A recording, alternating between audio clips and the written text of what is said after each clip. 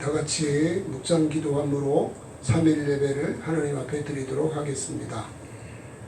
존귀와 찬양과 영광을 세세토록 받으시기 합당하신 살아계신 아버지 하나님, 이 시간 이렇게 동영상으로 예배할 수 있게 하셔서 감사합니다. 아버지 하나님, 교양에 드리는 예배가 신령과 진정으로 드리는 하나님이 기뻐 받으시는 예배가 될 수 있도록 축복해 주옵소서. 우리 연약함을 도우시는 성령님, 우리를 모든 진리로 인도하신 성령이여, 충만한 가운데 임재하시고 주의 영광 나타내시고 영광 거두어 주옵소서. 예수 그리스도의 이름으로 기도드리옵나이다. 아멘.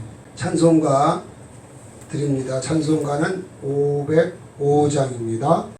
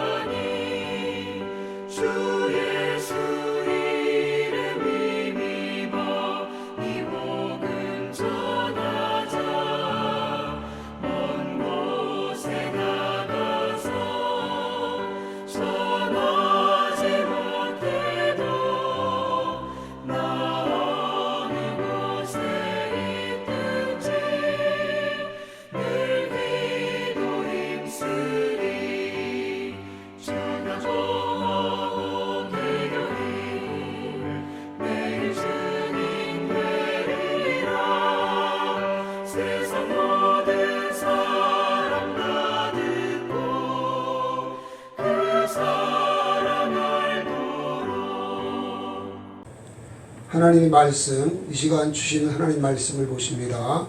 하나님의 말씀은 사도행전 10장 23절부터 48절에 기록된 말씀입니다. 봉독해 올리겠습니다. 베드로가 불러들여 유숙하게 하니라. 이튿날 일어나 그들과 함께 갈새 요파에서 온 어떤 형제들도 함께 가니라.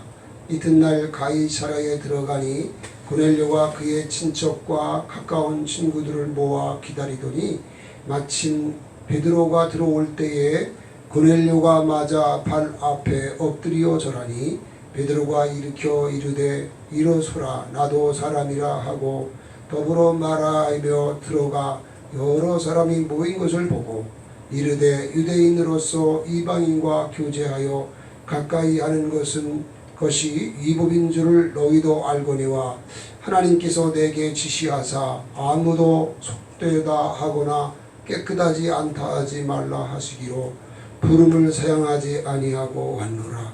묻노니 무슨 일로 나를 불렀느냐.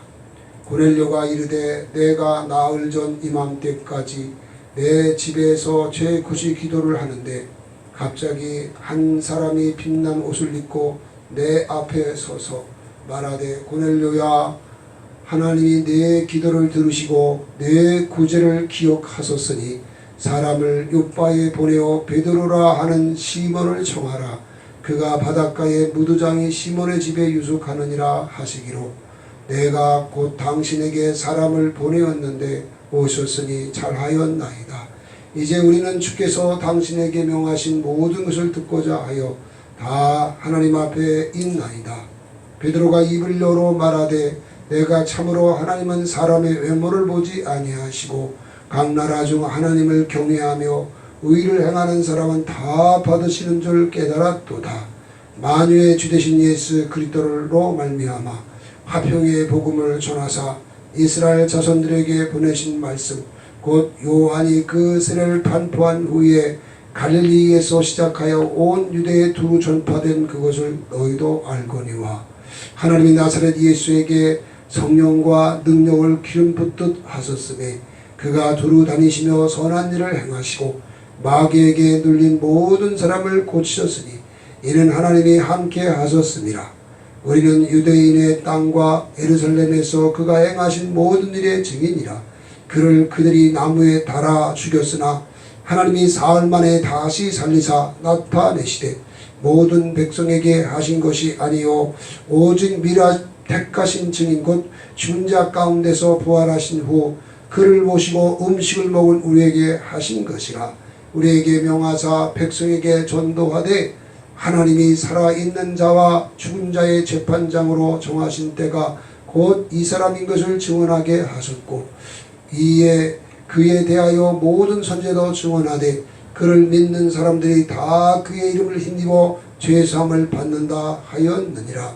베드로가 이 말을 할 때에 성령이 말씀 듣는 모든 사람에게 내려오시니 베드로와 함께 온 할례 받은 신자들이 이방인들에게도 성령 부어주심으로 말미암아 놀라니 이는 방언을 말하며 하는 높임을 들음이로라. 이에 베드로가 이르되 이 사람들이 우리와 같이 성령을 받았으니 누가 능히 물로 세례 베품을 금하리요 하고 명하여 예수 그리스도의 이름으로 세례를 베풀라 하니라. 그들이 베드로에게 며칠 더 머물기를 청하니라. 아멘. 스데반 집사님이 순교를 당하면서 예루살렘에 있었던 성도들이 세상으로 흩어졌습니다.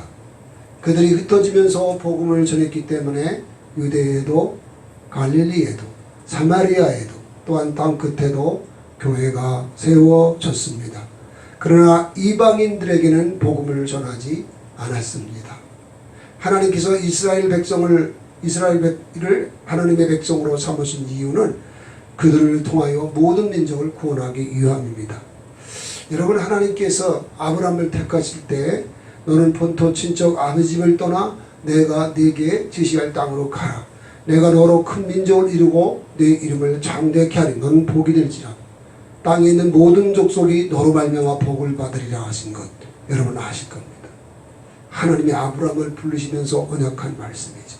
아브라함을 통하여 모든 민족이 복을 받는다는 건 구원을 받는다는 것입니다. 그래서 아브라함이 믿음의 조상이 된 것입니다. 그리고 이스라엘 택한 목적을 출애굽기 19장 5절 6절에 보면 저들을 택하여 율법을 행하게 하고 하나님의 제사장 되게 해서 모든 나라의 민족을 구원하기 위함인 것을 말씀했습니다. 그러나 유대인들은 잘못된 선민사상에 빠져서 이방인에게는 복음을 전하지 않았습니다. 사들도 이 사상에 빠졌기 때문에 당시 신자들이 대개가 다 유대인들인데 유대인 신자들도 역시 이방인에게는 복음을 전하지 않았던 것입니다. 하나님께서 이방인 선교의 문을 열기 위해 두 사람을 택하셨습니다. 본문에 기록되어 있는 백부장 고넬료와 사도 베드로입니다. 본문은 그 사건을 기록한 말씀입니다. 이 말씀을 여러분과 함께 세 가지 각도에서 묵상하도록 하겠습니다. 첫째는 고넬료와 그 가정을 택하신 이유가 무엇인가? 둘째는 고넬료와 사도 베드로를 어떤 방법으로 만나게 하셨는가? 셋째는 하나님께서 두 사람 만날 때 무슨 일을 행하셨는가를 묵상하고자 하는 것입니다. 지금부터 이 말씀을 성령의 나타나심과 능력으로 선포할 때에 주 예수 그리스도의 십자가 부활의 복음이 여러분의 마음 신비에 새겨진 은혜가 있기를 주님의 이름으로 축원합니다. 첫째로 고넬료와 그 가정을 택하신 이유가 무엇입니까? 사도행전 10장 1절로 8절을 찾아보십시오. 거기에 보면 이렇게 말씀합니다. 가이사랴에 고넬료라는 사람이 있으니 이달리아 부대라 하는 군대의 백부장이라. 그가 경건하여 온 집안과 더불어 하나님을 경외하며 백성을 많이 구제하고 하나님께 항상 기도하더니 하나는 제9시쯤 되어 환상 중에 밝히 보매 하나님의 사자가 들어와 이르되 고넬료야 하니 고넬료가 주목하여 보고 두려워 이르되 주여 무슨 일이니까? 천사가 이르되 내 기도와 구제가 하나님 앞에 상달되어 기억하신 바 되었으니 네가 지금 사람들을 요빠에 보내어 베드로라 하는 시몬을 청하라. 그는 무두장이 시몬의 집에 유숙하니 그 집은 해변에 있다 하더라. 마침 마르던 천사가 떠남에 고넬료가 집안 아인 둘과 부하 가운데 경건한 사람 하나를 불러 이 일을 다 이루고 요빠에 보내니라 말씀했습니다. 고넬료가 로마의 군대의 백부장입니다. 이 사람은 로마 사람입니다. 따라서 이방인이죠. 근데 그가 경건하게 살았습니다. 이렇게 추측할 수 있습니다.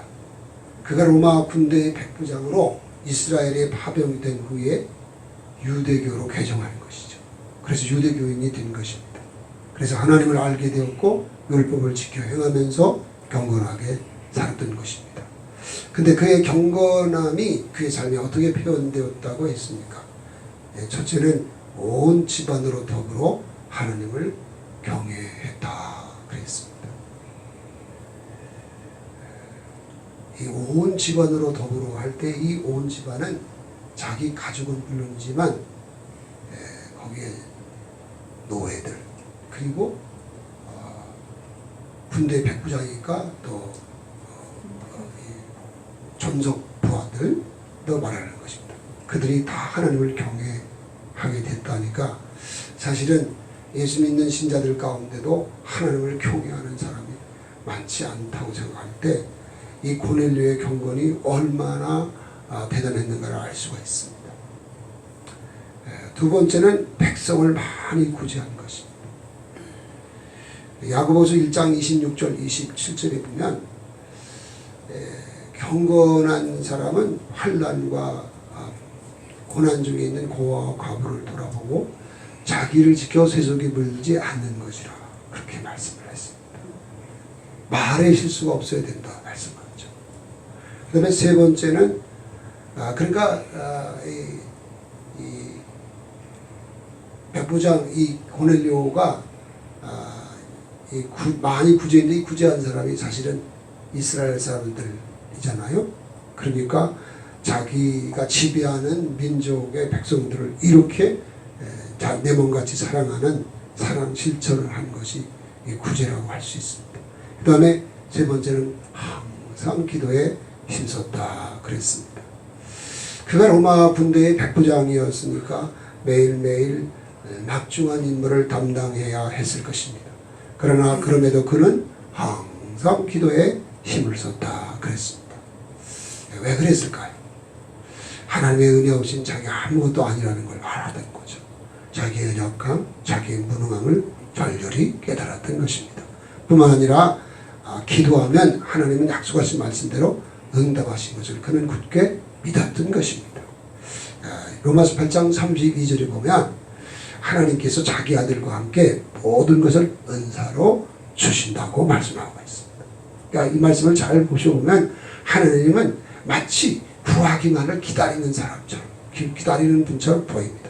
독생자도 아끼지 않는데 뭘 아끼세요? 돈이든 명예든 지식이든 지혜든 무엇이 능력이든 다 하나님이 우리에게 주시려고 하는 것입니다. 예수님과 함께 모든 걸 주기를 원하신 거예요. 근데 요한복음 15장 5절에 보면 예수님 말씀하셨죠. 나는 참 포도나무 너희는 가지니 저가 내 안에 내가 저 안에 있으면 이 사람은 과실을 많이 맺나니 너희가 나를 떠나서는 아무것도 할 수 없다. 그렇습니다. 우리는 주님의 은혜 없이 아무것도 할 수 없습니다. 또 해봤자 그것이 하나님께 인정되지도 않습니다.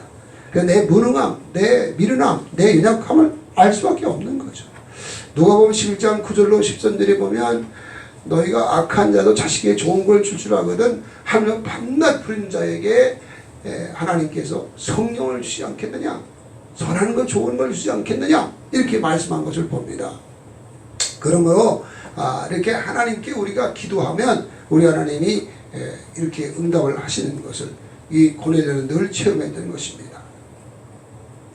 그런데 우리가 한 가지 이 사건을 통해서 또 다른 걸 한번 생각해 볼 수 있는데, 여러분이 아시는 것처럼 예수님 당시에 그 경건하게 산다고 소문났던 이 바리새인들과 서기관들이 일주일에 2번 이상을 금식을 했고 기도도 많이 했고 구제도 많이 했거든.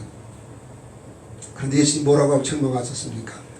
외식하는 바리새인들 서기관들이요, 너희는 회칠한 무덤이라. 그렇게 크게 질타하고 책망을 보게 됩니다. 그러니까 외형적으로 아무리 경건하게 보여도 하나님이 인정할 수 없는 이 신앙의 본질이 제대로 되어 있고 이것이 없는 것은 그건 외식이라고 책망하시는 것을 볼 수 있습니다. 그런데 여러분 이 4절, 이 사도행전 10장 4절에 보면 이렇게 말씀합니다. 천사가 말했어요. 내 기도와 구제가 하나님 앞에 상달되어 기억하신 바가 되었으니, 이렇게 말씀합니다. 그러니까 이 고넬료의 구제, 고넬료의 항상 부르는 기도, 이게 다 하나님이 받으시고 응답하려고 하신 겁니다. 그 응답이 어떻게 나타난 거냐? 여기 보니까 사람들을 요바에 있는 무두장이 시몬의 집에 보내라. 거기에 베드로라는 시몬 베드로가 있는데 그 집은 해변에 있다 하고 그를 초청해 올 것을 말씀하신 것입니다. 다시 말하면 베드로를 만나서 복음을 들을 수 있도록 하나님의 은혜를 주신 것이죠. 자, 두 번째로 고넬료와 사도 베드로를 하나님께서 어떤 방법으로 만나게 하셨느냐 하는 것입니다. 이제 고넬료로 하여금 베드로를 어떤 방법으로 초청한 건 좀 전에 말씀드린 것처럼 이 사도행전 10장 1절로 8절에서 우리가 알았습니다. 자, 그런데 그러면 베드로는 어떤 방법으로 만나셨느냐? 이 9절부터 23절을 보면 이걸 알 수 있습니다. 하나님께서 이렇게 베드로 고넬료가 베드로를 초청할 때 그 초청에 응할 수밖에 없도록 이렇게 역사한 것을 볼 수 있는데요. 그것은 뭐냐면 이 요바에 있는 무두장이는 이제 구두수선이나 구두가 이 가죽으로 하는 제품 만드는 무두장이라고 하는데, 이 무두장이 그 시몬의 집에 유숙하면서 근데 그때가 우리가 그 육시였어요. 육시면은 이렇게 말하면 우리나라 시간으로 말하면 12시니까 점심 먹을 때쯤 된 거죠. 그런데 이제 그 밑에서는 이제 식사를 준비할 때에 베드로가 이제 옥상으로 올라가서 기도를 하였습니다.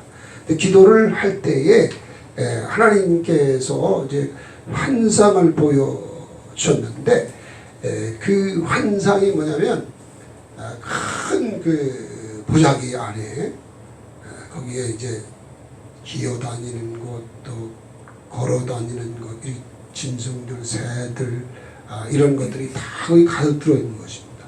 그런데 그걸 보여주면서 잡아먹어라. 그렇게 소리. 근데 한 번도 내가 그걸 먹어본 적이 없습니다. 근데 그 환상을 무려 3번이나 보여주었어요.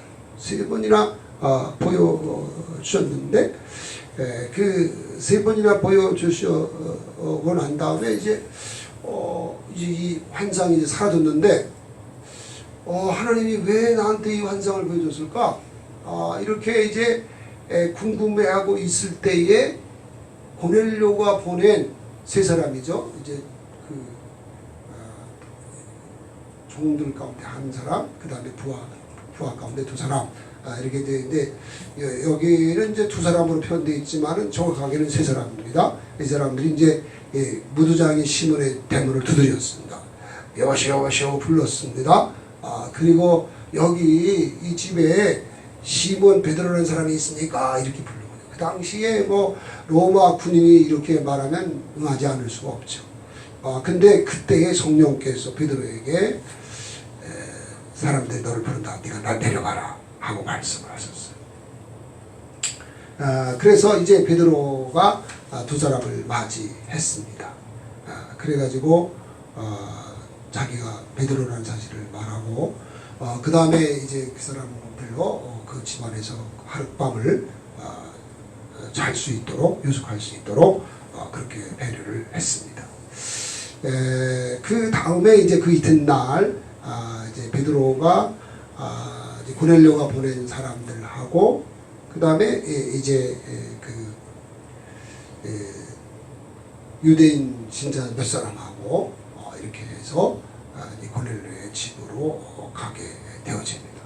그래서 이제 베드로와 고넬료가 이렇게 만나는 그런, 이건 사실은 유대인들은 그 이방인들을 상종하지 않아, 교제하지 않아. 그거를 어겨가면서까지 이렇게 하도록 한 것은 아까 보여준 것처럼 그 보자기 거기 먹지 않았던 그런 짐승들, 새들, 이거 잡먹으라는 하나님이 정하는 것을 왜 네가 부정하다 하느냐, 이렇게 하면서 이렇게 책망하듯이 이렇게 말씀을 주신 것이, 왜 이방인들을 상대하지 않느냐, 이방인들을 내가 사랑한다 하는 것을 메시지를 준 거죠. 그래서 이제 베드로가 고넬료의 집에 오게 된 것입니다.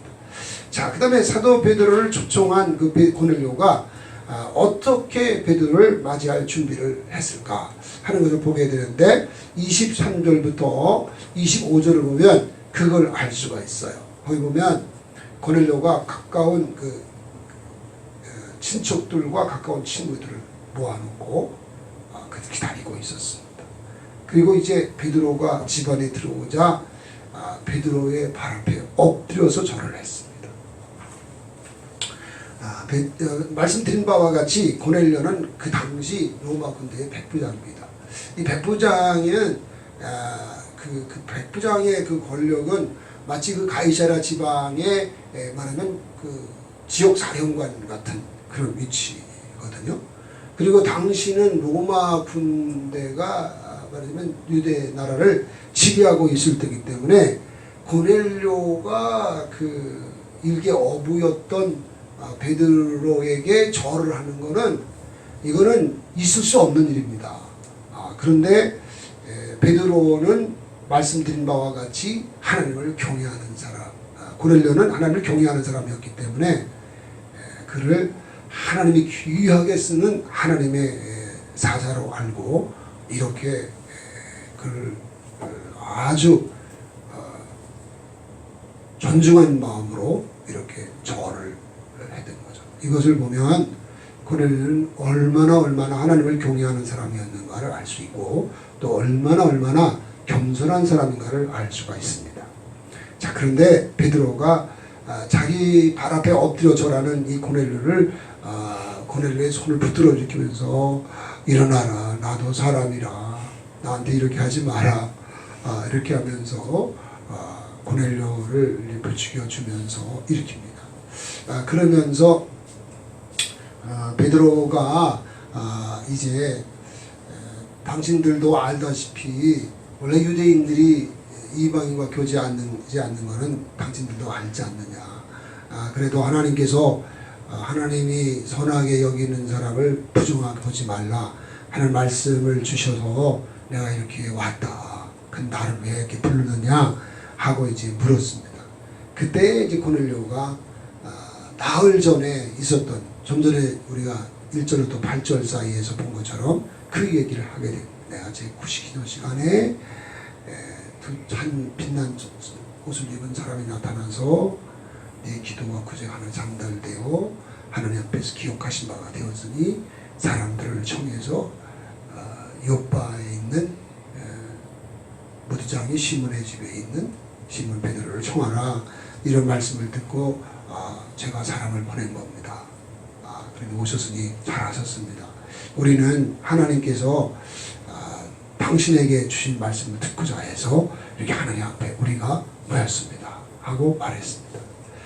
그래서 이제 베드로가 거기서 이제 복음을 전한 것이 오늘 34절부터 43절에 기록이 되어 있는 것입니다. 거기 보면 베드로가 말합니다. 이게 34절에 보면 내가 참으로 하나님은 사람의 외모를 보지 아니하시고 각 나라 중에 하나님을 경외하며 의를 행하는 사람은 다 받으신 줄을 깨달았도다. 만유의 주 되신 예수 그리스도로 말미암아 화평의 복음을 전하사 이스라엘 자손에게 보내신 말씀 곧 요한이 그 죄를 반포한 후에 갈릴리에서 시작하여 온 유대에 두루 전파된 그것을 너희도 알거니와 하나님이 나사렛 예수에게 성령과 능력을 기름 붓듯 하셨으며 그가 두루 다니시고 선한 일을 행하시고 마귀에 눌린 모든 사람을 고치셨으니 이는 하나님이 함께 하셨습니다. 우리는 유대인의 땅과 에르살렘에서 그가 행하신 모든 일의 증인이라. 그들이 나무에 달아 죽였으나 하나님이 사흘 만에 다시 살리사 나타내시되 모든 백성에게 하신 것이 아니요 오직 미리 택하신 증인 곧 죽은 자 가운데서 부활하신 후 그를 모시고 음식을 먹은 우리에게 하신 것이라.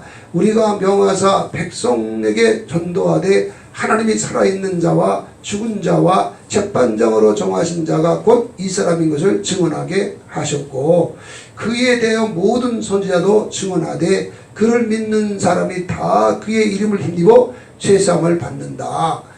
이렇게 예수님의 십자가 부활의 복음을 사도 베드로가 전했습니다. 이 복음을 전할 때에 하나님이 행하신 일이 행하신 역사가 기록이 되어 있는데 그 역사가 바로 44절부터 마지막 48절 사이에 기록이 되어 있습니다. 이제 이것이 말이죠. 이 놀라운 거는 베드로가 이렇게 고넬료의 가정에 있는 고넬료의 친척, 고넬료의 친구 몇 사람이니까 한 20여 명 되지 않았을까 싶은데요.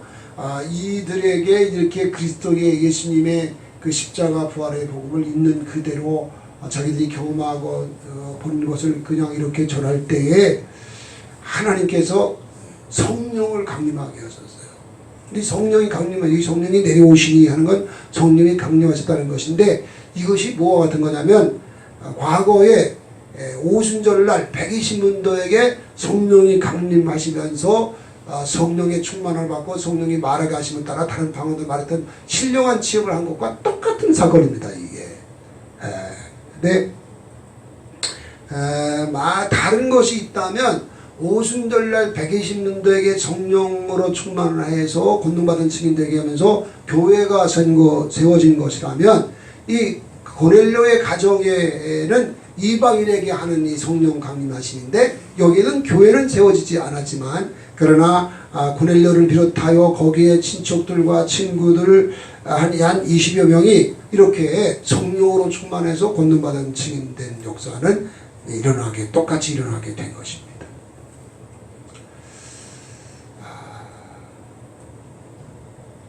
이 사건을 통해서 하나님께서 오랫동안 막혔던 이방인 선교가 시작되는 기점이 되게 된 것입니다. 이때로부터 이제 이방인 선교가 본격적으로 이루어지게 되는 것입니다.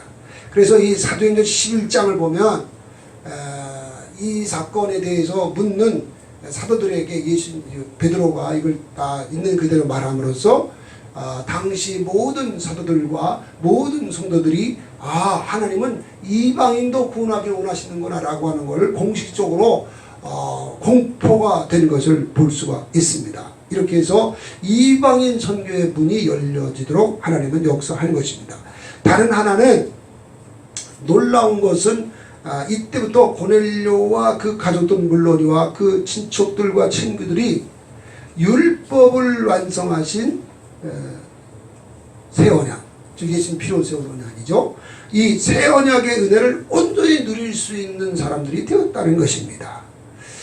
이 새 언약에 대해서 제가 여러 번 말씀을 드렸지만 에스겔서 36장 25절로 27절에 보면 이제 맑은 물을 뿌려서 모든 더러운 것과 우상 숭배에서 정결케 하고 새 영을 주고 새 마음을 주되 육신에서 굳은 마음을 제거하고 부드러운 마음, 예수님 마음이죠.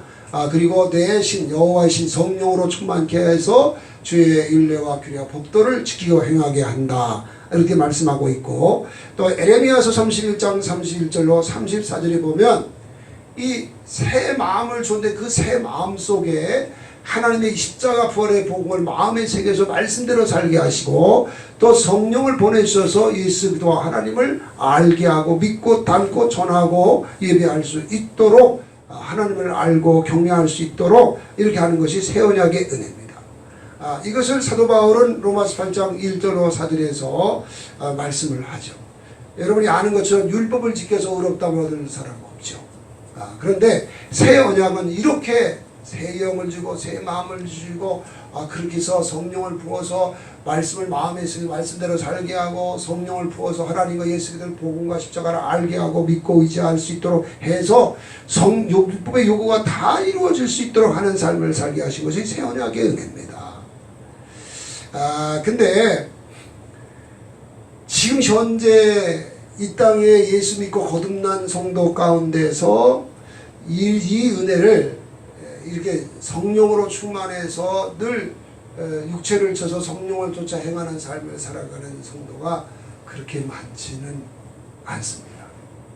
그런데 고넬료, 이 경건한 고넬료와 고넬료의 친척들, 고넬료의 친구들 한 20여 명의 사람들이 이렇게 예수도 몰랐던 이분들이 예수 믿고 거듭날 뿐 아니라 성령으로 충만해서 건너받은 증인 되어서 이렇게 율법을 완전케 하신 예수님이 피로 세운 새 언약의 온전한 걸 누리게 했다는 것은 놀라운 일이 아닐 수가 없습니다. 수십 년 신앙생활에도 이렇게 신앙생활하는 사람이 많지 않은데 이들은 이런 은혜를 단번에 받은 거니까 얼마나 놀라운 은혜입니까? 그런데 왜 하나님께서 이런 은혜를 고넬료와 고넬료의 친구들과 친척들 20여 명의 사람들에게 이 은혜를 누리게 했겠습니까? 그 이유는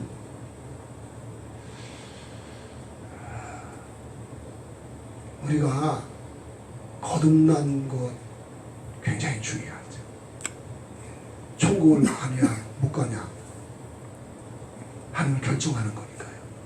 그렇지만 거듭난 걸로 만족하면 안 됩니다. 거듭났어도 거듭난 것만 가지고는 하나님의 자녀, 하나님의 아들답게 사는 것이 아닙니다. 그러므로 이 십자가 부활의 복음을 온전히 알고 누리는 것이 바로 약속한 성령의 충만함을 받아서 늘 성령을 쫓아 행하는 삶을 사는 것입니다. 사랑하는 성도 여러분, 멸망당할 우리가 예수 믿고 구원받게 된 것은 놀라운 은혜가 아닐 수 없습니다. 그러나 거듭난 것으로 만족해서는 안 되는 것입니다. 거듭난 것은 하나님의 아들로 태어난 것입니다. 그러나 하나님의 아들답게 사는 것은 아닙니다. 고넬료처럼 약속하신 성령으로 충만하여 권능받은 증인으로 변화된 후에 비로소 하나님의 아들답게 살 수 있는 것입니다. 이 사실을 밝혀준 말씀이 로마서 8장 13절로 18절에 기록된 말씀입니다. 제가 읽어드리면서 설명을 드리겠습니다. 너희가 육신대로 살면 반드시 죽을 것이로되 영으로서 몸의 행실을 죽이면 살리니 무릇 하나님의 영으로 인도함을 받는 사람은 곧 하나님의 아들이라. 너희는 다시는 무수하는 종의 영을 받지 아니하고 양자의 영을 받았으므로 우리가 아빠 아버지라 부르짖느니라. 성령이 친히 우리 영과 더불어 우리가 하나님의 자녀인 것을 증언하시나니 자녀이면 또한 상속자 곧 하나님의 상속자요 그리도 함께한 상속자니 우리가 그와 함께 영광을 받기 위하여 고난도 함께 받아야 할 것이니라. 생각하건대 현재의 고난은 장차 우리에게 나타날 영광과 좋게 비교할 수 없도다 하는 말씀입니다. 성령의 충만함을 받고 늘 성령을 주자 행하게 되면요 육신대로 살지 않는다는 거예요. 영으로 무행실을 죽여서 성령의 인도받는 자는 신령한 자의 삶을 살 수 있게 된다는 겁니다. 뿐만 아니라 성령의 역사를 늘 아버지 하나님과 예수님과 친밀함을 아버지 그러면서 영광을 바라고 즐거워하는 그 경건 생활에 늘 승리하는 삶을 살 수 있다는 것입니다. 그리고 하나님의 아들답게 살면서 아버지라고 부르짖고 뿐만 아니라 아들이면 또한 후사 예수님과 함께한 상속자인데 예수님과 함께 영광을 받겨야 고난도 기꺼이 받을 수 있는 성도 가운데는 고난받는 걸 좋아할 사람은 없지만 그러나 받아야 될 고난마저 거부해서는 안 되는 것입니다. 우리가 아기 낳는 것이 힘들다고 그래서 아기 낳지 않으면 안 되는 거죠. 우리가 전도하면 고난이 따르죠. 그리고 중보 기도면 그것도 고난이 따릅니다. 그러나 해산의 수고를 하면서 기도하고 또 사랑의 수고를 하고 이렇게 안 하면 전도하고 제지 잡는 일은 불가능한 것입니다. 그런 일을 하면서 당하는 고난은 하늘의 상을 위한 고난인 것입니다. 그래서 영광을 받기 위하여 고난도 받아야 된다. 근데 그 받는 우리가 하늘에 가서 받는 그 영광은 이 땅의 고난과 좋게 비교할 수 없다는 것입니다. 그래서 우리가 하나님의 자녀답게 아들답게 사는 것은 늘 성령을 쫓아 행하는 신령한 성도의 삶을 살아내는 것입니다. 고넬료가 이렇게 유대교로 개종해서 경건생활 하다가 이렇게 베드로를 초청했고 베드로를 초청해서 정말 복음의 말씀을 들으면서 곧바로 성령으로 충만해서 이렇게 하나님의 아들답게 복음의 영광을 누리면서 살 수 있는 것처럼 저와 여러분도 약속한 성령의 충만함을 입음으로 하나님의 자녀답게 사는 성도가 되어져서 이 마지막 구속사에 쓰임받고 영광 빌릴 수 있기를 예수님의 이름으로 축원합니다. 찬송 드리겠습니다. 찬송가 458장입니다.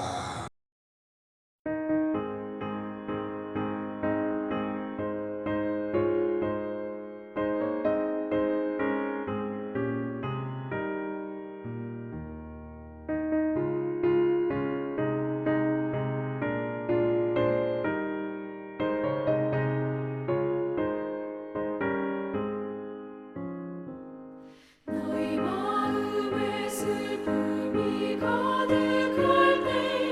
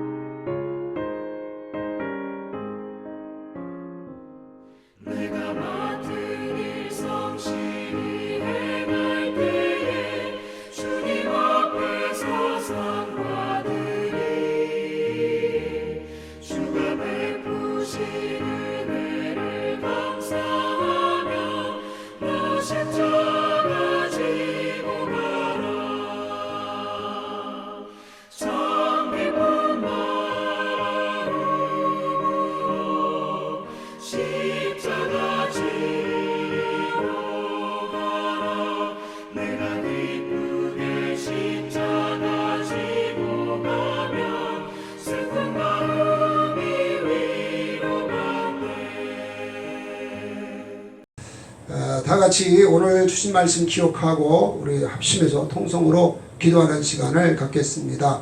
드린 말씀처럼 고넬료 원래 이방인이었는데 이렇게 유대 나라에 와서 주둔하면서 유대교로 개종해서 하나님을 알고 율법을 지켜 행하다가 경건한 삶을 사는 중에 이렇게 그가 늘 경건해서 온 집안으로 더불어 하나님을 경외하고 백성을 많이 구제하고 항상 기도에 힘쓰는 경건 생활을 함으로써 이렇게 베드로를 초청할 수 있었게 되었고 이방인 가운데 최초로 선교의 문이 열리는 기초가 되는 가정이 될 수 있었고 뿐만 아니라 약속한 성령의 충만을 받아 권능받은 증인됨으로 예수 그리스도의 십자가 부활의 복을 완전히 누리는 하나님의 아들답게 사는 그 영광을 온전히 누리고 구속사에 쓰임받게 되었던 것이죠.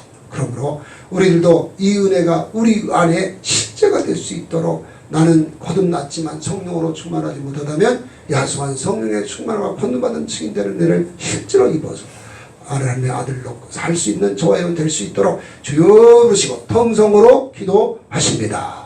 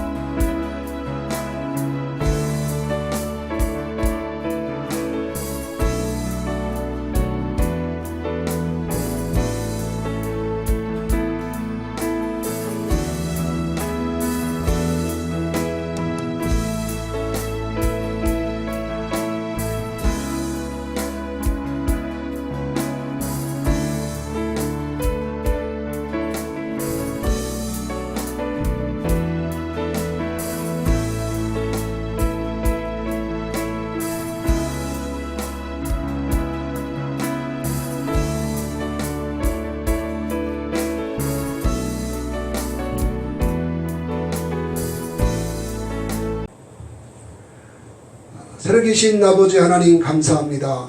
오늘 하나님께서 로마 군대의 백부장 고넬료와 사도 베드로를 극적인 방법으로 만나게 해주시고 만나서 베드로가 그 예수 그리스도의 십자가 부활의 복음을 전할 때에 하나님께서 고넬료와 고넬료의 친구들과 고넬료의 친척들에게 성령으로 강림하게 하소서 약속한 성령의 충만함을 받고 권능받은 증인됨으로 이들이 다 하나님의 자녀가 되었고 십자가 부활의 복음을 온전히 알고 누리는 하나님의 아들답게 살면서 구속사에 아름답고 귀하게 쓰임받은 모습을 보았습니다. 아버지 하나님, 우리가 예수 믿고 거듭난 것은 분명하되 나는 정말 과연 약속한 성령의 충만을 받고 권능받은 증인으로 살아가는가? 하나님의 아들이긴 하지만 아들답게 사는가? 세상의 빛이요 소금이지만 빛과 소금의 역할을 제대로 감당하는 삶을 사는가 돌이켜보게 하시고 이것이 안 되는 것을 우리의 죄가 있다는 것을 알게 하시고 이것을 회개하고 돌이키는 가운데 약속한 성령의 충만함을 얻게 도와주시고 늘 육체의 소욕을 쳐서 성령을 따라 행하는 신령한 자로 살게 도와주시고 하나님의 아들된 본분을 다하면서 영광을 돌리도록 복나리아 주시옵소서. 예수 그리스도의 이름으로 축복하고 기도드리옵나이다. 아멘. 이제는 우리 주 예수 그리스도의 십자가 부활의 복음과 복음의 은혜와 또 독생자 예수님을 이 땅에 화목제물로 보내주신 하나님 아버지의 극진하신 사랑하심과 우리 안에 계셔서 얼마든지 진리의 말씀 따라 살아내게 하시는 보혜사 성령님의 감화하시고 감동하시며 위로하시며 충만하시며 교통해 주시는 역사하심이 고넬료처럼 경건하여 온 집안으로 더불어 하나님을 경외하고 백성을 많이 구제하고 항상 기도에 힘쓰는 중에 약속한 성령의 충만함을 받고 권능받은 증인되어 하나님의 아들답게 살면서 성도의 본분을 다하고 영광 돌리기를 원하는 우리 귀한 성도들의 머리머리 예와 저들의 가정과 직장과 사업장과 삶의 현장 위에